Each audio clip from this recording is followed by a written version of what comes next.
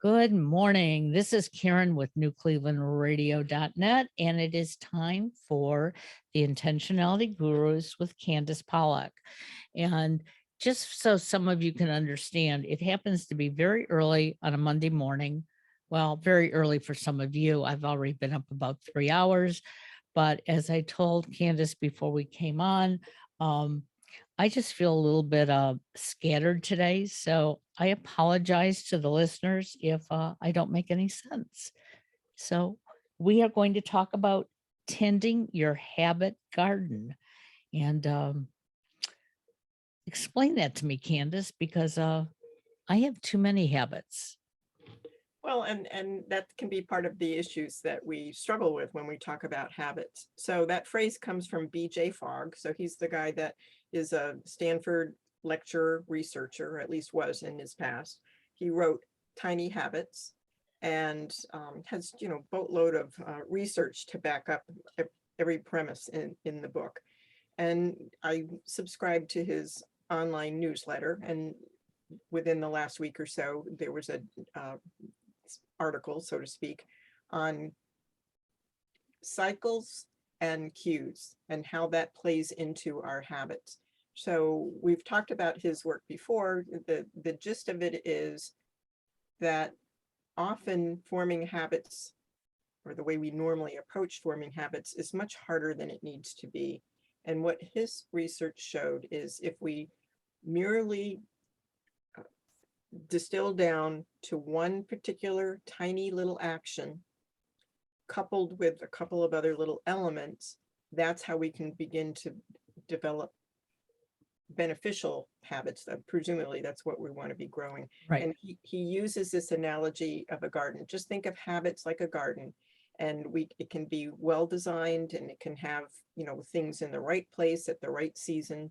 And then it might have things that creep in there, like bad habits, things we characterize as bad habits that don't belong there, or other plants or habits that don't quite take when we want them to. So for instance, I heard a couple of his interviews and other audios on the topic. He talks about how undertaking a habit, say in the cold winter months, if you're a person who lives in that kind of climate, to go out and undertake a running habit might be setting yourself up for failure. So it's the wrong plant, the wrong habit at the wrong time. And the whole idea, the entire system is find the tiniest habit that would move you in the direction of what you want, not the big goal. I can't tell you how many programs I've been in where they tell us to develop a BHAG, a big, hairy, audacious goal, as if that's going to compel us forward. That's motivation to pull us into the future and to arrive at that conclusion. That's the exact opposite that his science shows. So we should not focus on the actual outcome necessarily, but the tiny little action we can take. We couple it with either a cue or follow a cycle, but he calls it a prompt, and his little formulas in his material. It's very simple. And then we couple it, when we succeed with that prompted action, with a little celebration. And it could be nothing more than saying to yourself, good job, Candy, or, way to go, and a little fist bump all by yourself. Right. All right. And that celebration is probably the most important thing, because we've talked before about how our brains form thought patterns based on a connection between a feeling, emotion, and the thought. So if it's a negative emotion, that will wire with the thought we were having or the action we were having. And if it's a positive emotion, it can wire. If it's just, kind of unconsciously going through our day, Sure. it may not be taking a good hold. So right now, just having me said everything I've said, any ideas about your habit garden? Well, as I was first listening, my first reaction was I was thinking of a baby taking their first step. You don't expect them to run across the room. It's like, take your first step. Hey, that's great. And we cheer it on. As for myself, for those who are listening, trying to add something to my schedule in the last couple weeks, learning how to identify my triggers. I wanted to follow it exactly, but I have found that I am better off listening to what I'm supposed to do and then modifying it. So for example, I usually react to triggers very quickly. And what I'm finding now is as soon as I'm feeling that trigger, I'm trying to think of something that will make me feel good, whether it's staring out at the clouds, taking a deep breath, massaging my hands together.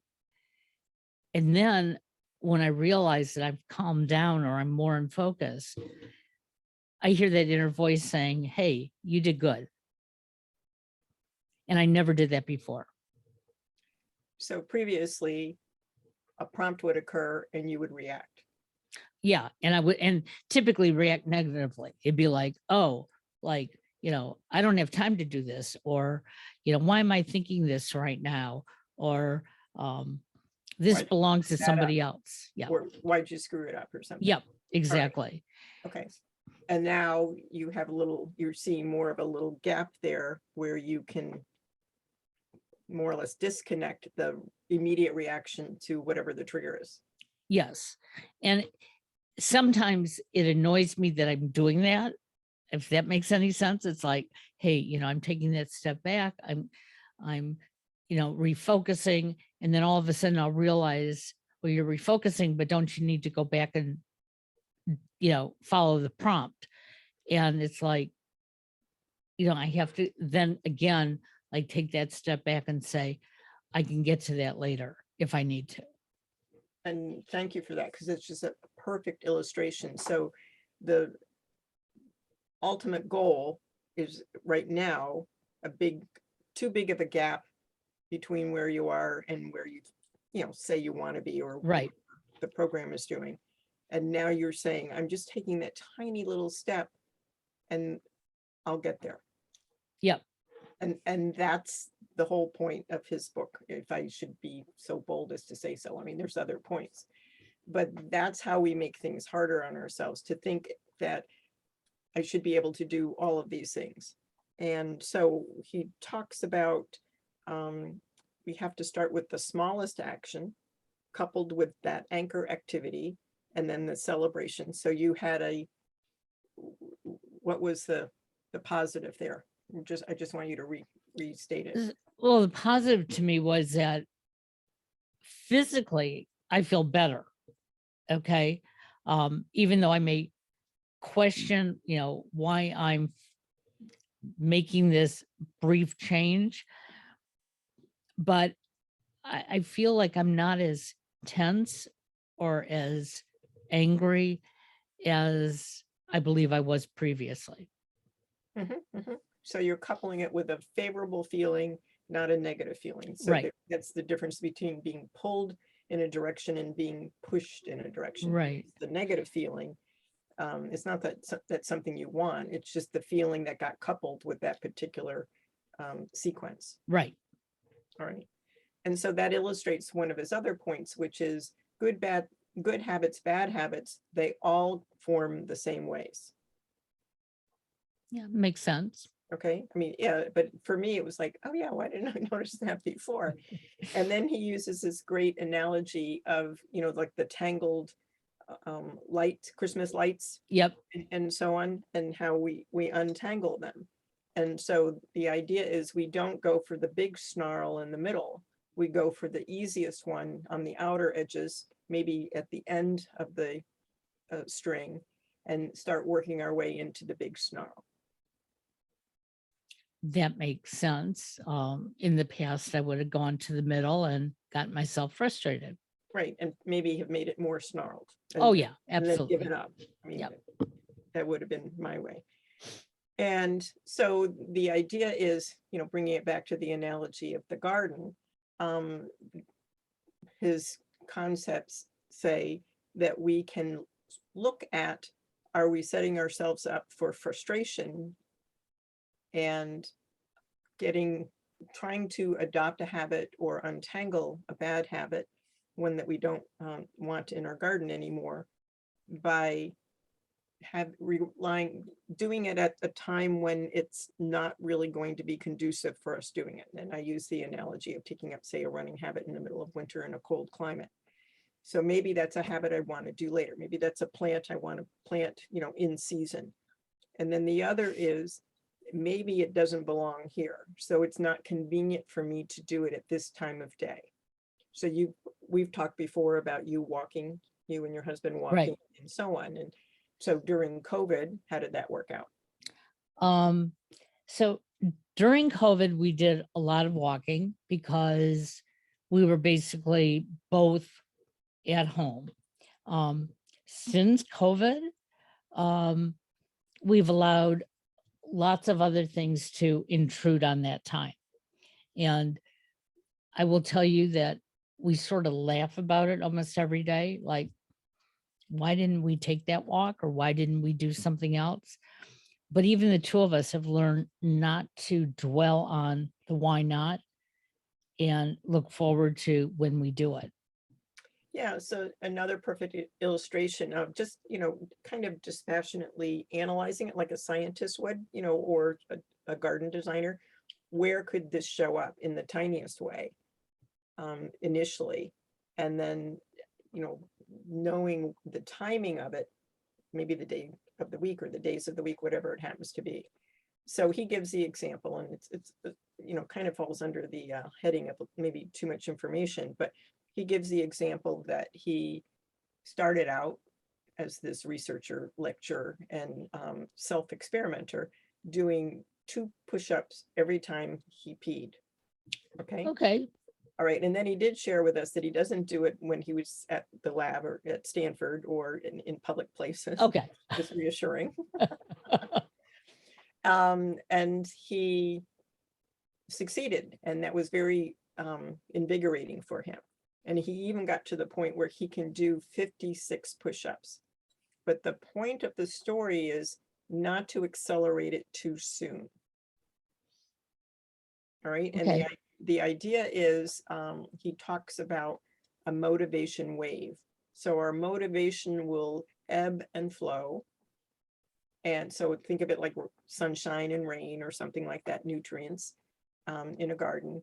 And we need to also time the habit for when the motivation is optimum. It doesn't have to be high, it just has to be more optimum than no motivation or negative motivation, so that taking that tiny step wouldn't even have a threshold on it. It wouldn't require any picking up of the foot. So any thoughts like that? It's not like I'm trying to talk. Yeah, no, I think it's interesting because about 3-4 months ago, I figured out that while I was brewing my cup of coffee, I could do stand-up push-ups up against my kitchen counter. And so I was doing that on a regular basis. I had a habit doing it. And then one morning I got up and I didn't want coffee. And that sort of broke the habit. And now listening to your story, it's like, hey, wait a second, why don't I go back to doing that? And I too, it wasn't so much how many I did, it was just the fact that I was doing it. Exactly. And so as a garden designer, one of the things one could do, and I'm not saying you should do it, is what is the tiniest step just prior to the coffee being made that the anchor could be to? Because I did his free 5-day program. Okay. And I'll give you the link for that. But I discovered I struggled. There were 2 things that I struggled with. It was escalating my habit, like I should do more, because that's how we're trained, Right. do 2 push-ups. Now I have to do 5, I have to do 10, now I have to do 50, whatever, which was self-defeating because I hadn't really solidified the underlying habit. Plus, why would I need to do those things? What was it relevant to? All right. And my motivation wasn't always there. Plus I was well hydrated. So I was also following his mechanism. This is too much information, but the point of it was I didn't have time to do all of those push-ups all the time with that prompt. But they assign a coach to you when you're going through the program. And the coach taught me to find the last step in the prompt that triggers the habit.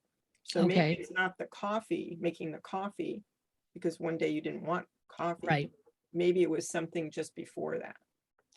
Got it. That makes sense. So just throw something out, what might that be? Just coming downstairs. Yeah, exactly. Yep. All right. Yep. So that would be something you reliably do, presumably at a time of the day when you have time to do the action that you want Right. to pull with it. And it wouldn't be dependent on whether you want coffee or not, because Exactly. you would Yep. still have to come downtown, Yep. downstairs, not downtown. Right. Okay. All right. So, I mean, those were some of the things that I really loved about what he was talking about. And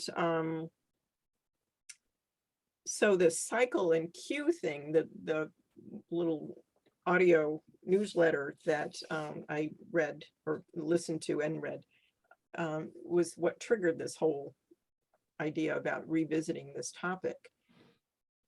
There's a cycle, which is basically a routine we do all of the time. Like, so I get up and eventually I come downstairs. That Right. would be a cycle. All right. And then there are cues, and the distinction between the two. So a cue could be a prompt, the way he normally describes it in his formula. And it's really a habit formula that he's designed. And he calls himself a behavior designer. Okay. Okay. A cue would be something external that would prompt us to do certain action. But the part that was really fascinating to me is the idea that if we currently have, when the cue occurs, if we currently have a solution that's easy and works for us and is cheap, I presume, in effort, maybe, and Right. in money, we will not have a high motivation to leave that solution. Okay. That sort of makes sense. Okay. So any ideas where that might show up? And it might be a bad solution. I almost think, and I'll go back to my doing the push-ups. The only thing it costs me is a few minutes of time. And if I can think more positively about the results of it, and I don't necessarily mean that I'm losing, big amounts of weight or, toning up that much better, but that I'm doing something positive for my body and brain. And that's important to me. So if that's important to me, then it should become a much easier habit for me. Yeah. And so by not doing it, where is the gain in that?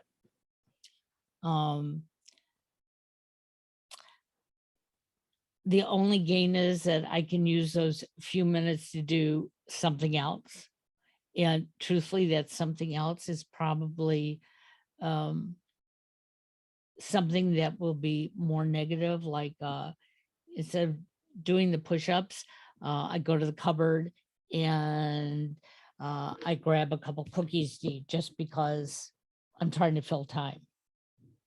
Well, and so that kind of proves the point as well. So you currently have something that fills that little, let's call it a time void or whatever it happens to be.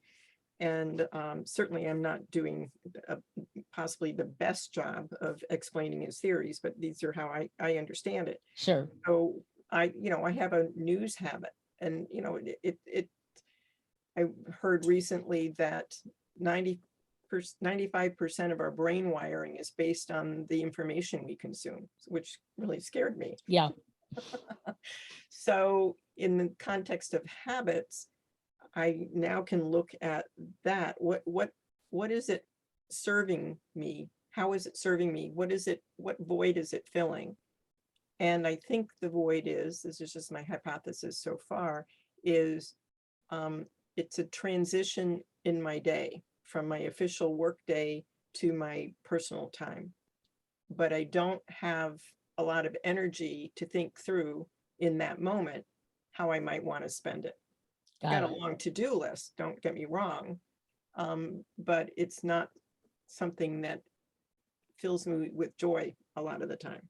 Okay. I don't know if your to-do Yep. list is different than mine. So in this context, the idea is to pay attention to the habit. So one of the theories I have about redesigning my end of day transition is, rather than not having, well, one, noticing that I do have a way that I'm connecting, and it's through the news for that transition, but it's a weed in my garden, habit garden. Okay. All right. And I want it to be replaced with something else. So you don't get rid of them, you rewire and replace. Exactly. And so there was a time when I was actively doing the Intentionality exercise motivation thing. Then COVID kind of blew that out of the water. But one of the things I noticed is when I had played the music, whether or not I was doing the physical routine associated with it, I mean, I would like bebop around the house. I would, be tidying up. I would be doing all of these things, and I was energized. So what I'm going to do is I'll have my phone or my iPod with me that has that music. And part of my shutting down for the day at the office is to turn that on immediately. All right. And then I'll celebrate each time I successfully do it. That's all I have to do. Right. All right. So thoughts for you? Well, it's interesting. I'm not sure it is a habit, but not a timed habit. I have a tendency that when I go to work on something that needs my attention, I don't tell people around me that's what I'm doing. And I've been finding that I'm allowing all those interruptions. And so I've now created a habit when I know that I'm going to be doing something intently, that I let whoever is around me know that for the next 5 minutes, 10 minutes, hour, whatever it is, this is what I'm going to be doing, and I can't be disturbed. Even if the door is wide open, even if you hear my music playing, this is my time. And it's become very instrumental in me being able to focus, because I'm telling whoever is here, this is what I'm going to do. I've also gotten that same habit if nobody is here, but I know my husband is going to be calling me in between his projects. I will call or text him and let him know the same thing. Please don't call. I'm turning my phone off. Don't worry about me, but this is what I have to do. And I've never done that in the past. And where does the celebration come in when you succeed with that? I feel really happy that I can verbalize this to whomever, that I'm not feeling like I'm being negative towards them, because that's what I would have felt in the past. And then when I finish whatever it is that I have in front of me, I don't know if it's really a celebration, but I can pick myself up, walk away from the computer, the phone, or whatever it was that I had to do, and take a break. And that break may be as simple as going and getting a glass of water, just staring out at the sun, whatever. So if I may, just based on the experience I had going through their 5-day free course, you might want to couple the celebration close to the time that you tell the person or Okay, persons, because that's the connection, that's where you want the solder to be applied, so that that habit is solidified. okay, that Right. sounds good. And it might be, again, a little literal fist bump, Yep. but all by yourself, or whatever works for you. Alrighty, so what might be your biggest takeaway that might represent what listeners are taking away? Well, I think the biggest thing is that we create habits all the time and we repeat things that are our habits. For me, it's now taking a look at, you know, what gratitude do I get out of doing the same thing over and over again? Um, and if I'm not getting my own gratitude out of it, is it something that I should continue doing, or should I modify it? And that goes back to the same thing with the exercising while I'm making my coffee. Just because I'm not making coffee doesn't mean that I don't want to exercise.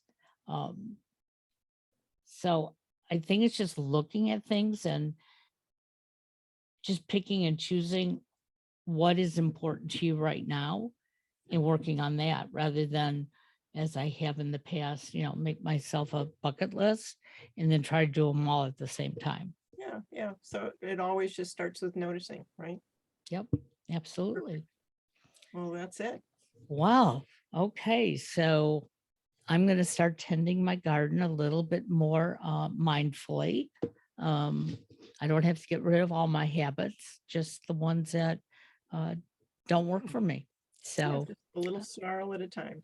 I love it. Well, thank you again. And we will be back again in 2 weeks. And in the meantime, you can follow Candace at the intentionalitygurus.com. That will be in the show notes, as well as her Facebook page. And you can write us and let us know if you want to participate in one of these podcasts, because I know I certainly get a lot out of them, and I think you would too. So have a great day, everybody. Bye-bye.